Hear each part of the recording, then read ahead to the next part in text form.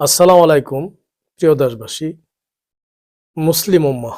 বিয়ের প্রীতি যখন একটি মেয়ে বসে আর যখন আলহামদুলিল্লাহ ৩ বার বলে, তখন একটি পুরুষ অর্থাৎ যে ব্যক্তি স্বামী হবে সে বুঝে নেয় যে আজ থেকে এই মেয়েটির সমস্ত দায়িত্ব হলো আমার।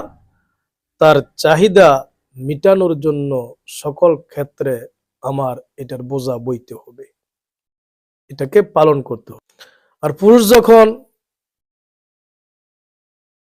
কবুল বলে ৩ বার, তখন মেয়েটিও বুঝে নেয় যে আজ থেকে আমার চাহিদা, আমার পছন্দ অপছন্দ, ভালো লাগা না লাগা স্বামীর হাতে, এবং স্বামীর কথা আজ থেকে আমার মেনে চলতে হবে সকল ক্ষেত্রে। কিন্তু দুঃখের বিষয় কোন জায়গায় জানেন? ওই জায়গায় যে জায়গাটায় সে একটা বিষয় মানতে চায় না। সে বুঝায় যে আমি মূর্খ, আমি বুঝি না, আমি জানি না এই বিষয়টা। কিন্তু আসলে বুঝে, জানে, মূর্খ না, শিক্ষিত। জেনে বুঝেই কিন্তু সে মেনে নিতেছে না। সে কিন্তু মুসলমান দাবি করে, সুরত মুসলমান, হ্যাঁ, নামাজ পড়ে, রোজা রাখে, হজ করে, জাকাত দেয়, দান খয়রাত করে, কিন্তু এই জায়গায় আসার পরে মানে না। কোন জায়গায় সেটা জানেন? যখন বলবো কোরআন দিয়ে বিচার করো, কোরআন দিয়ে সংসদ চালাও, কোরআন দিয়ে দেশ চালাও, তখন তার মাথায় একটা আঘাত লাগে, অন্তরে একটা আঘাত লাগে, এটার বিরোধিতা শুরু করে। হ্যাঁ, এটার বিরোধিতা শুরু করে, আসলে এটার বিরোধিতা শুরু করে। কিন্তু তুমি যখন আলহামদুলিল্লাহর কবুল বলছো, বলার পরে বুঝতে পারছো যে বিয়েটা ওই বিষয়ে সারা জীবন তোমার বোঝা পাইতে হবে। কিন্তু এই জায়গায় কেন বুঝতে চাও না যে লা ইলাহা ইল্লাল্লাহ বললাম, এখন থেকে আমি আমার সিদ্ধান্ত অনুযায়ী জীবন চালাইতে পারবো না, সিদ্ধান্ত থাকবে একমাত্র আল্লাহর। আমার জান এবং আমার মাল, এই দুইটা আল্লাহর হুকুম অনুযায়ী চালাইতে হবে। যেভাবে নামাজ তুমি পড়ো, রোজা রাখো, হজ করো, জাকাত দাও, দান খয়রাত করো, ঠিক তোমার কোরআন দিয়ে দেশও চালাইতে হবে, কোরআন দিয়ে তোমার সংসদ চালাইতে হবে। হ্যাঁ, সংসদ চালাইতে হবে, পরেই তুমি মুসলমান। কিন্তু তারা কেন করে না জানেন? ওই যে আবু জাহেল যখন সূরা রহমান নাজিল হলো আর নবীজি তেলাওয়াত করতে শুরু করলেন, আর রহমান আল্লামাল কুরআন খালাকাল ইনসান আল্লামাহুল বায়ান الشمس والقمر بحسبان والنجم والشجر يسجدان والسماء رفعها ووضع الميزان। এই যে মিজান, যখন সে শুনছে মিজান, তার মাথা নষ্ট হয়ে গেছে।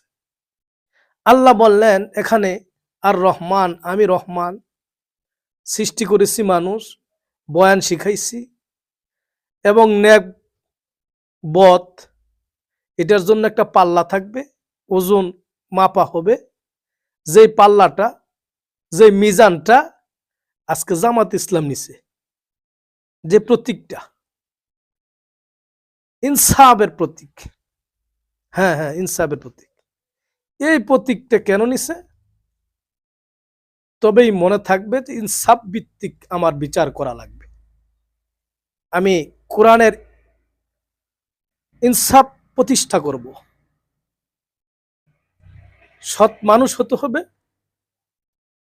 এজন্য এটা তিনারা বেছে নিয়েছেন। হ্যাঁ, মুসলমান ওই আবু জাহেল শোনার পরে মনে করলো, আহারে, যদি এটা মানুষ শুনে আর জানে, আর যদি মানুষ এটা মেনে নেয়, তাহলে আমার তো গদি থাকবে না, আমার তো খেতি যশ মাতবাড়ি কিছুই থাকবে না, সব ধূলিসাৎ হয়ে যাবে, অতএব এটা মেনে নেওয়া যাবে না। কিন্তু আবু জাহেল কি বুঝে নাই? এই কথাটা বুঝেছে।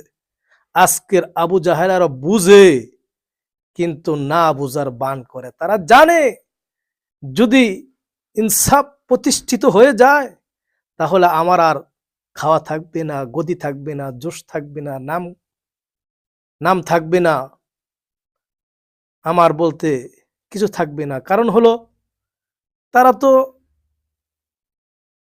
সৎ চরিত্র অর্জন করতে পারে না, যোগ্যতা অর্জন করতে পারে নাই। তারা শুধু অর্জন করছে দুর্নীতি, কূটনীতি, সুনীতি তাদের অন্তর আসে না। এজন্য তারা বুঝেছে যদি এরা চলে যায় ক্ষমতায় আর ইনসাফ যদি প্রতিষ্ঠিত হয়ে যায়, ওই যে আল্লাহ বলল অকুল জা আল হক ওয়া জাহাকাল বাতিল, হক যখন চলে আসবে বাতিল এমনিতে দূরীভূত হয়ে যাবে। যেমন সূর্য উদিত হলে আকাশে রাতের অন্ধকার এমনিতেই দূর হয়ে যায়। এই জিনিসটা তারা বুঝেছে একেবারে খুবই ভালো করে। এজন্যই তারা বিরোধিতা করে, বিভিন্ন কৌশলে কথা বলে। ভাই মনে কোনো কষ্ট নেবেন না, কথাগুলি বললাম, মনে খুব ব্যথা ছিল, বলে ফেললাম। হ্যাঁ, বলে ফেললাম, কষ্ট নেবেন না। ইমানের চাহিদা, আমার ইমানের দাবি, আমি মুসলমান দাবি করি, এর জন্য আমার এটা বলা মনে হয়েছে, আমি বলেছি। ক্ষমার দৃষ্টিতে দেখবেন, যাদের খারাপ লাগে আপনারা ক্ষমা করে দিন। তবে আমার দাবি কেউ আবু জাহেলের তবে আমার দাবি হলো কেউ আবু জাহেলের খাতায় নাম না লিখাইয়া আমরা আবু বকরের খাতায় নাম লিখাই। তবে আল্লাহ আমাদের উপর অবশ্যই অবশ্যই আমাদের উপর বিজয়ী দান করবেন, ইনশাআল্লাহ। ইনশাআল্লাহ বিজয়ী দান করবেন। ভালো থাকুন, সুস্থ থাকুন। আসসালামু আলাইকুম ওয়া রাহমাতুল্লাহি ওয়া বারাকাতুহু।